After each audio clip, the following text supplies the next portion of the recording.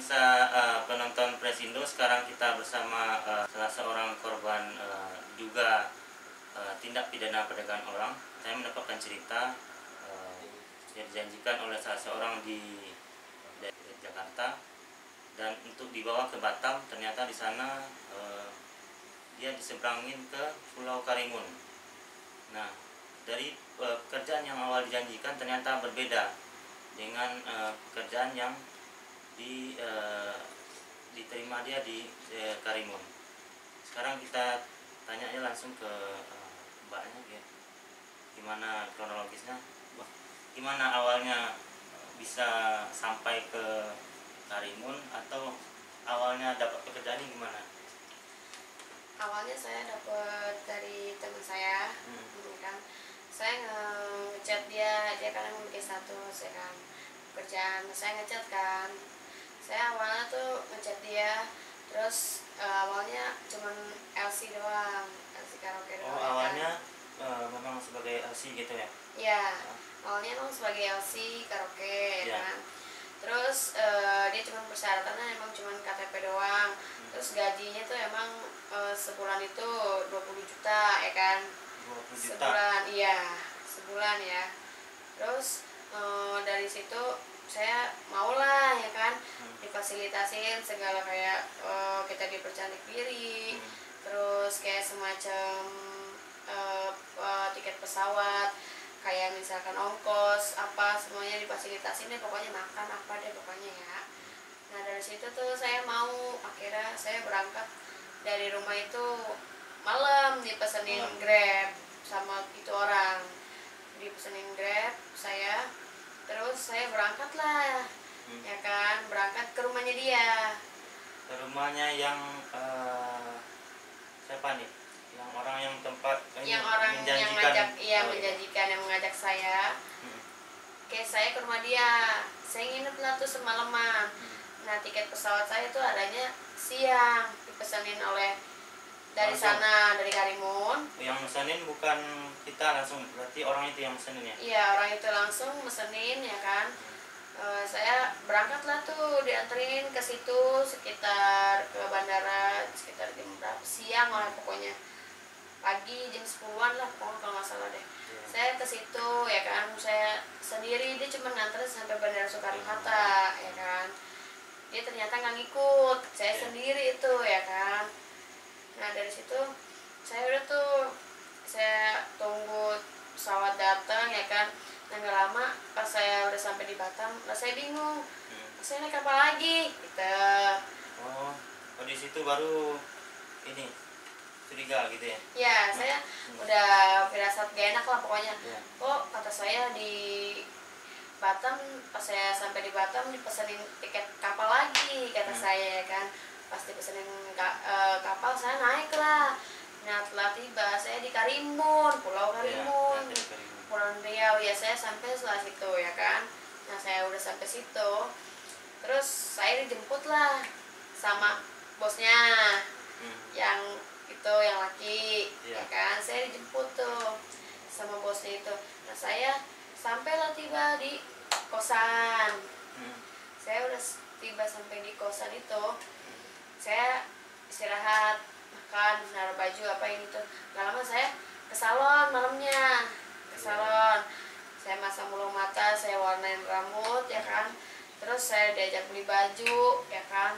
Udah tuh, setelah itu pulang lagi kan ke kosan. Pas udah pulang lagi ke kosan, nah saya paginya disuruh rapi-rapi mandi, turun ke bawah. Nah saya kaget dari situ, turun ke bawah disuruh pakai baju yang dibeli, ya kan. Terus udah gitu saya semuanya pada turun tuh ke bawah. Pas udah turun, duduklah di bawah berjejer, tunggu tamu datang. Saya kaget dong, kata saya kok bukan LC karaoke, ya kan. Ternyata tamu datang ke kita untuk memilih siapa yang berangkat duluan ke hotel itu, di booking disebutnya lah ya, pokoknya itu deh. Nah gak lama dari situ di booking lah tuh ceritanya, ya kan. Pas abis di booking saya kaget, kata saya kok dijual, udah gitu kata saya, udah gitu nggak sopan, sama kita megang-megang Kalau di itu. situ baru sadar gitu ya, oh berarti ini bukan pekerjaan yang di awalnya dijanjikan. Iya, saya udah maksudnya udah gimana ya, udah gak percaya lah, nggak sesuai sama janji gitu kerjaannya itu. Saya kaget sampai situ, saya diam tuh ya kan, ceritanya temen udah di booking ya kan. Saya pulang tuh saya sorenya ya kan, setelah sorenya saya jalan tuh ya kan, ceritanya sehari saya baru dapat 2 kali bookingan ya kan. Yang gak lama saya udah di booking, sampai situ saya baru dapat tamu pertama, itu pun 1/4 jatuhnya masuk ke uang bosnya. Saya nggak pegang uang sama sekali, saya tuh dapat uang dari tips doang dari tamu. Tarifnya 1.400.000 gitu ya? Iya, 1.400.000 ya kan. 1.400.000 itu bukan saya megang, itu dari bosnya yang megang ya kan. Nah setelah di situ saya udah tuh saya kerjain aja deh pokoknya, namanya mau nggak mau kan udah kayak gitu. Udah tuh saya pertama booking. Nah besokannya saya kan nggak dapet bookingan, saya seharian tuh di rumah, di kosan sama yang lain ya kan. 2 orang ada yang jalan kan di booking. Nah besokan harinya saya di booking lagi sama orang Singapura Malaysia. Orang Singapura Malaysia tuh saya di booking ya kan. Yang gak lama saya di booking, terus saya janjian nih sama seseorang buat tutup kabur ya kan, buat tutup kabur dari situ. Gimana caranya saya bisa pulang, udah gak betah, nangis gini-gini, nggak nyaman sama kerjaan, nggak sesuai, dibohongin ini pokoknya deh ya kan. Saya udah tuh dari situ saya lanjut untuk ngabarin itu orang teman saya. Terus dia nanyain juga, emang kamu mau kabur kapan kak, katanya. Bareng dong, aku juga pengen ikut janjian, kata dia. Tapi kalau bisa hari ini, kata dia ya kan. Soalnya dia udah nggak betah banget. Oke lah, aku usahain tuh, aku ngomong sama itu tamunya ya kan. Nah dari situ saya ngomong sama tamunya, akhirnya saya diizinin lah pulang ya kan, untuk pulang ke Jakarta. Saya dikasih ongkos buat naik kapal. Saya pulang lah tuh. Setelah tiba naik ojek, saya langsung ke pulauan kapal feri. Saya mesen tiket gitu ya, ke pelabuhan. Saya mesen tiket kapal 2, 1 lagi buat dia. Nah cuman dia belum sampai, dia masih berusaha untuk ngomong lah sama tuh tamunya gimana caranya dia bisa pulang ya kan. Nah dari situ saya nyampe tuh ke kapal bareng akhirnya ya kan. Nggak lama tuh saya dichatin sama orang dari sono, gini, ntar gue lapor polisi, lu kabur gini, ngilangin utang gini. Nah ternyata itu semua masuknya ke dalam utang. Nah ini dia tega banget masukin ke utang itu 2,5 juta dalam ongkos doang. Ini orang yang di Jakarta ya, yang janjiin kerjaan gitu ya? Iya, nah orang tersebut itu dia ngejanjiin kerja begitu ya kan. Awalnya nggak begitu, ternyata dia ngebohongin. Nah dari situ kata saya, kok dijadiin utang, dia ongkos Grab doang itu mahal banget, 2.500.000 tuh ongkos Grab doang. Mau makan pokoknya deh, padahal nggak sampai segitu, makan pun nggak segitu, Grab pun nggak segitu ke bandara kan. Pesawat juga tiket. Pesawat tiket dari busnya langsung. Itu di apa juga dimasukin ke utang juga? Iya dimasukin ke utang, semuanya total utang saya 6.800.000. Saya dibilangin sama orang-orang situ saya bawa kabur duit 6.800.000, padahal saya nggak bawa kabur duit sama sekali. Saya pulang itu pun ditransfer oleh keluarga saya, ditransfer buat saya bisa pulang ya kan. Nah dari situ saya udah tuh saya ditolongin sama orang kapal feri. Di situ saya ada Polri juga dia. Tapi kontak-kontak ke rumah udah ada sebelumnya? Sudah ada sebelumnya. Iya, saya sebelumnya sudah ada kontak-kontakan. Sebelumnya itu saya udah chatan sama orang tua bilang gini, ternyata dibohongin, nggak enak kerjanya begini, ternyata malah dijual nggak sesuai sama janji, terus gaji pun nggak sesuai sama yang diomongin. Nah sebaliknya yang dijanjikan itu nggak sesuai fakta. Semuanya itu tunggu dulu sebelum ke pulang, tadi kondisi di Karimun tuh gimana? Memang rame gitu ya? Ada ramai, banyak perempuan gitu ya? Iya banyak, pokoknya di situ bukan satu villa doang, itu disebut bukan kosan.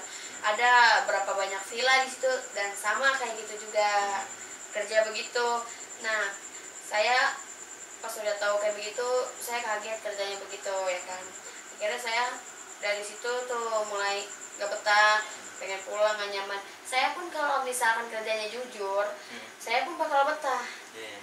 Tapi ternyata dia malah ngejual saya. Itu sangat merugikan banget untuk saya. Terus sebelumnya ada perjanjian nggak apa pekerjaannya? Ada nggak kontrak yang dibantah? Ada yang dijanjiin kontrak itu sama dia, tapi gimana isi draft kontraknya apa di sana?